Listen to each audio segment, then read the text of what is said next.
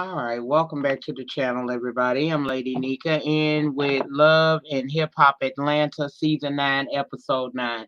Now, this episode was last week, and as you all know, that due to the pandemic, they have currently shut down production of Love and Hip Hop. However, I am a week late, but I wanted to have it in my collection, so here I am to talk about what happened on the last episode until the pandemic ends. Also tonight, I will be uploading "Love It." If loving you is wrong from last week and the one that aired tonight. So we are back to business over here. Welcome to all of my new subscribers. I appreciate you guys for coming over and joining us down here in the den. We really appreciate you. But this is what I do over here, other than jumping off a porch, cussing one out every now and again. I actually have some content. So let's get into this review, and I'm gonna let you know how I feel about it. Want to hear it? Here it goes. Now, we opened up that episode with Spice explaining the virus has caused everybody to basically stay closed in and take the safety measures set up by the CDC for us to kind of get through the pandemic. And we saw the cast taken to their homes, expressing their fears about what has now affected the entire world. Then on to the BS. Agbar. We see her go to Sierra's shop. They discussing Rona and how serious it is, and Akbar seems to not be as worried as Sierra for some reason. Hmm. Sierra run down that she's placed Paris in a private school and she's thriving there. She like it more, so that's good. Paris happy about it, and but she she glad that Paris is happy. Then she go on to apologize to Sierra for missing the birthday party. Sierra, on the other hand, was glad that Paris that she missed the birthday party because of what BK did. Then Sierra said she kind of missed her baby daddy, even though she knows that's walking backwards. And I was thinking to myself, girl, baby daddy, you would be talking about the shooter. Why would you miss that? But I guess perilous time call for perilous for drastic measures, honey. Cause ain't no way in hell I ever had no feeling like that. Not even in my darkest, scariest hours. I ain't never thought stupid like that. But okay, Sarah. Then they move on to talk about Akbar and her career and how she said she got a deal, but it seems like it's being stalled out and she's frustrated and everything.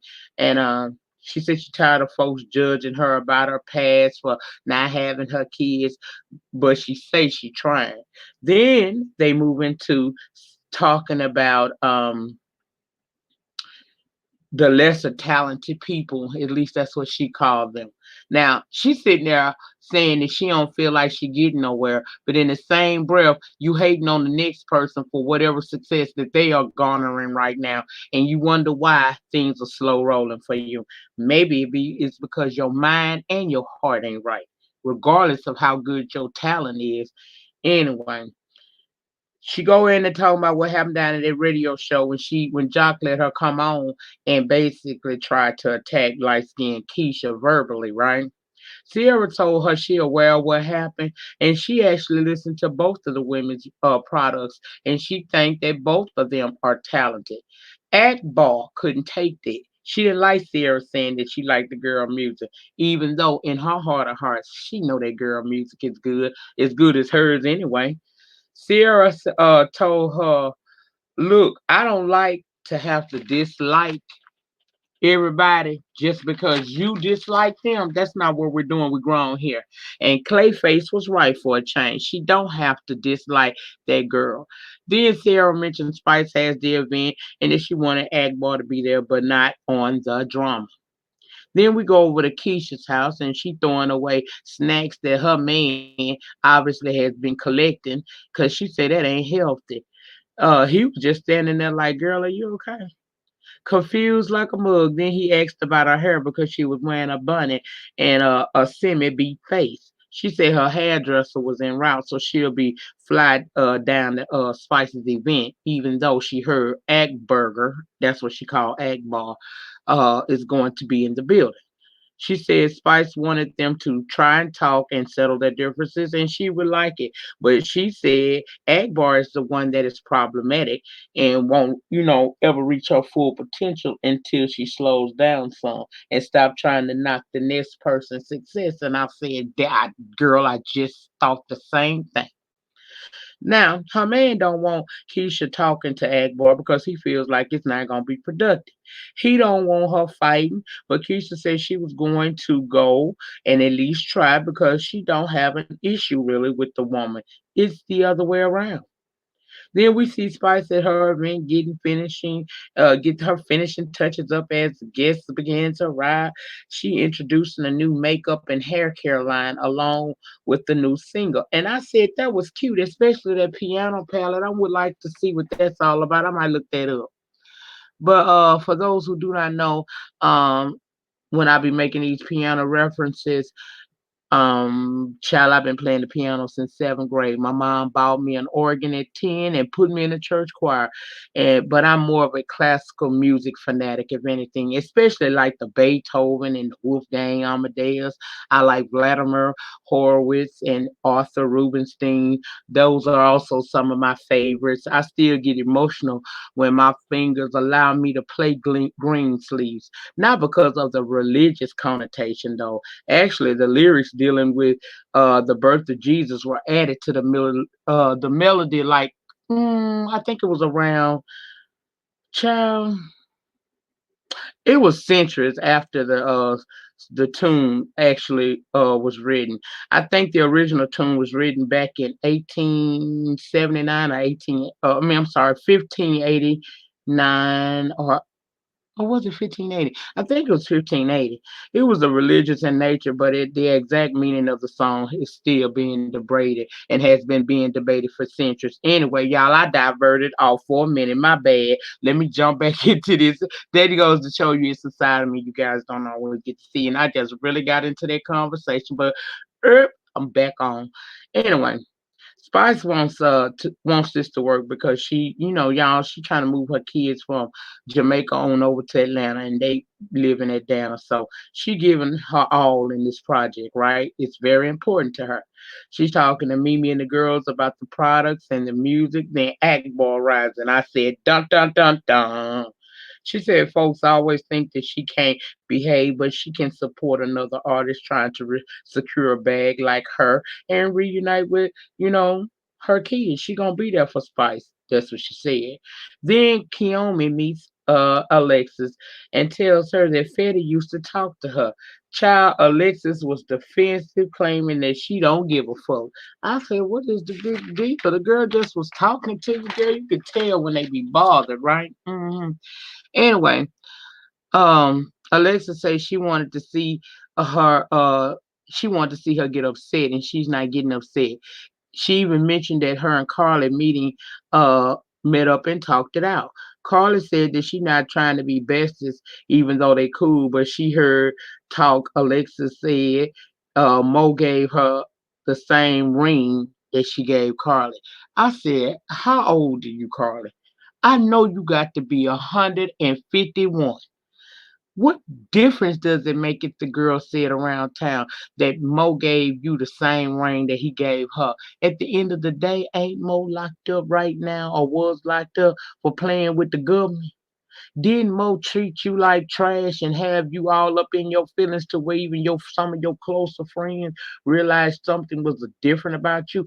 Ain't this the same man that had a whole nother prostitute laying up in your bed and tried to play you to the left when you busted him on that? So what are we missing here? Then we see a flashback of her telling it to Agbar. So that's how Carly know. Carla say her daughter picked that ring out, so she lying, and that makes her not want anything to do with Alexis beyond being cordial. Okay, cool. Sometimes birds of the same feather can't flock together. Mimi mentioned that she'd like to do a follow-up event about human trafficking and have Alexis speak. Alexis goes on to retell um, Carly and the ladies who were not at Jock's event about her experience with human trafficking. Now, she said it happened at 15 years old. Carly interjected with Mo said he met you at 16, and Alexis tell her he's lying, and that's why she never fucked with Mo. Carla said Mo said Alexis was wilding out, and Alexis said he lying. Carla said she said when she see all the stuff Mo said, she would be shocked. Alexis said one thing for certain and two things for sure. She ain't gotta lie about no damn story that she lived, and then she got upset. Now, Mimi didn't like Carly's approach. As a person who has experienced trauma, she said, the last thing that Alexis needs is to be questioned about her experience as if she's lying. At that point, she kind of shows up and overheard what was going on and took Alexis' side, saying Carly needs to grow up and act her age and not pick on the girl half her age. I agree. Alexis was so upset she walked out a minute to in tears. Spice went to check on her and she's upset. Mo lied and Carly should have stopped so she could so she agreed with Carly. She agreed with the girl going too far. Then Carly tries to reintroduce Akbar to Shekinah, and apparently they don't see it for one another still. Akbar was cussing at Shekinah, calling her bitches, and then Akbar got so mad that she got up like she wanted to really get bucked, right? All this bullshit going on right at Spice event. Now, when didn't you just say you all for behaving and helping another woman secure a bag and reunite with her children because that's your plight too? But yet still you at this event getting bugged. I don't like Eric Bar. She says she want to reunite with her children, but how?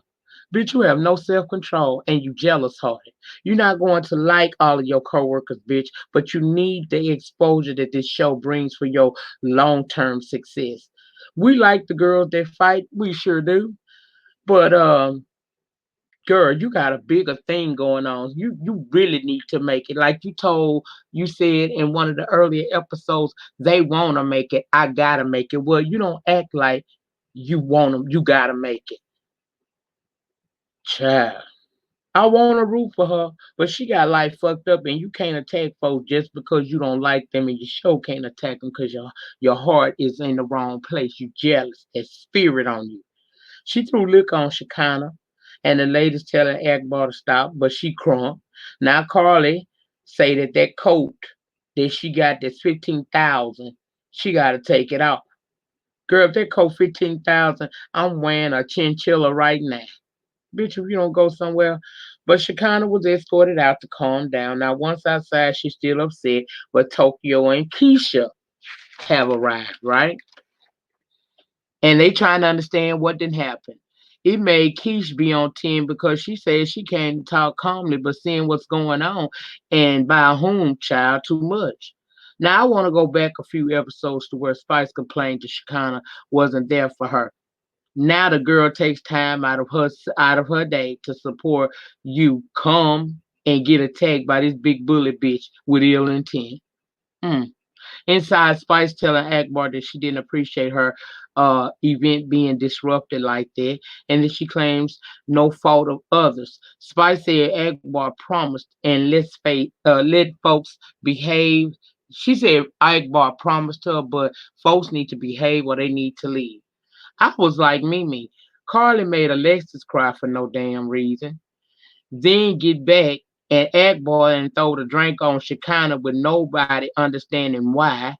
She still got a issue with Shekinah today in 2020.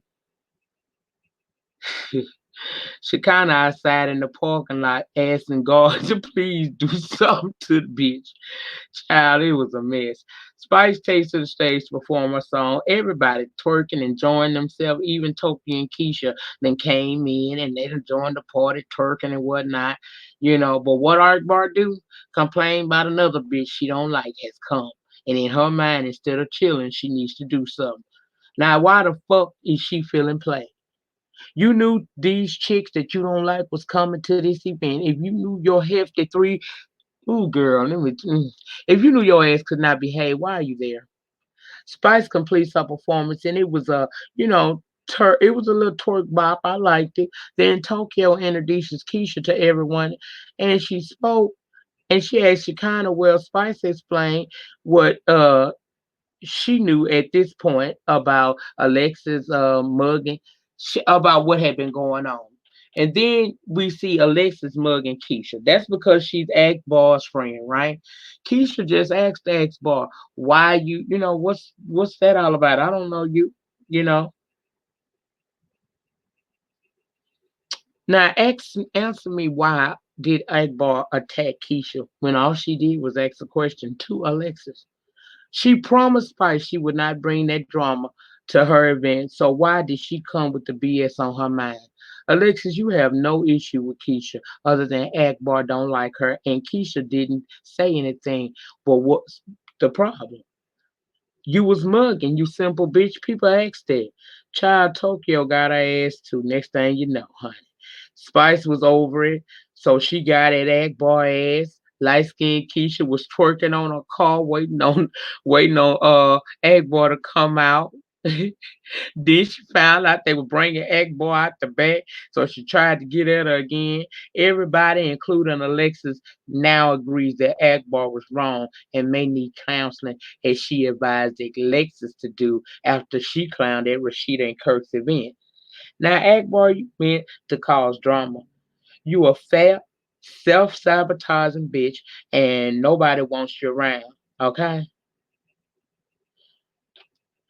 Child, that was a lie. I just didn't get that. Why you act like you wanted to fight? You came there to fight. However, I feel like, you know, you could have did better than that. But until you stop being like this, you not gonna be able to feel the rays of sunshine or your light to shine until you stop hating and trying to dim the lights on others. Y'all tried to make me lighten up on this hole, and I knew my discernment wasn't off. Yeah, I missed a few seasons, but this big bitch is a hater, and she is not confident in herself, and that's why she always on one. You don't want your kids back? You can't. Now, if you're on a national view show cutting a fool and acting literally uh proud of how you reacted, in my opinion, this bitch ghetto. Okay. Spice told Mimi and Carter that she invited Agbar to show her music, not that music is not about fighting. So now she will no longer invite her to events, and she's done with her. Now over to Scrappy and Breland go see Kirk Shooter, and they over there wiping down child because the pandemic getting real, and they hoping they don't have to close because the family has to eat. They there to help the guys, Scrappy and Shooter and all of them. They were there to help Kirk clean up or whatever, sanitize down. Now they congratulating Scrappy on Bam's pregnancy, and he said they still trying to figure this shit out with the first baby, Breland. Then they moved to Shooter talking about what happened at Jock's game night. Cheyenne got upset that he came in with Kiyomi. Cheyenne got upset and said that she seen Kiyomi leaving Scrap House. Now now are they screwing? He said that Kiyomi said it was music related, but why he ain't been know what was going on. Child, I said, just look at him. Look at him. Then production walked in and said production has shut down due to the Rona. And we all see the cast react to the news. Kirk talking about how you supposed to support your family and feed your family. Well, ain't you and Rashida good? You act like y'all rich. Now why you scared? That goes to show you how much these folks on this show need their check. Now they ain't living La Vida Loca as they claim, which is why I am over Agbar, because the little help that this show could be to her in her career, she wasting it on fights and being mad because it ain't her turn yet. Not understanding that if she just be patient and be open and be quiet. Anyway, due to the pandemic, as I stated in the beginning of the review, Love and Hip Hop Atlanta is on hold until it's safe to be out again. Georgia had to shut down. We saw Kirk and Rashida discussing it as they closed. Carly shut her place down. Girl, all the cats at home until things are better. BK lost his uncle to the pandemic, so my condolences out to him and his family and everybody that has been affected by this pandemic. May God be with us all. And as they, some of these cities are opening up, they are reopening now, and I hope that everybody just be okay. But that was pretty much it on Love and Hip Hop. I tried to get through it as quickly as possible. I know it's a week late, but y'all ain't had shit to watch on Monday night, this past Monday night, no way. So this will be a little something for y'all to catch up on for those of you who like the reviews. That's all I have to say about it. Whenever this show resumes filming and we can get episodes out, I will definitely be on board to discuss what's going on. Thank you all for your patience as I had to get my health together and also gather some bitches around here about playing with me. Now that I've done that, I'm good. That's it. That's all. Remember, in closing, as always, the depth of your struggle will determine the height of your success. In the meantime, in between time, please remember to rate the video. Ratings get me recognized on these YT streets. Comment down below in the panel section. Let me know what you think about this entire episode of Love and Hip Hop Atlanta. As far as we know, the final episode until the world opens back up. If you have not subscribed to this channel or my backup channel, Lady Nyca Live, please subscribe to both of the channels. The link for the second channel always will be in the description box below the title. And my favorite saying by Les Brown: you do not have to be great to get started, but you got to get started in order to be great. I'm gonna see y'all on the next one. If loving you if wrong, you will get both episodes last week and tonight. So it'll be up sometime tonight, if not first thing in the morning. And please join me back over here tomorrow for a live review of season 12 reunion for the Housewives of Atlanta. We're doing part one and part two tomorrow. It will be myself, Crystal Salter, and Lady Detroit. We will be down here talking ish and swallowing spit the way we do it. Okay? Have a great night, guys. I'll see you on the next one. Peace.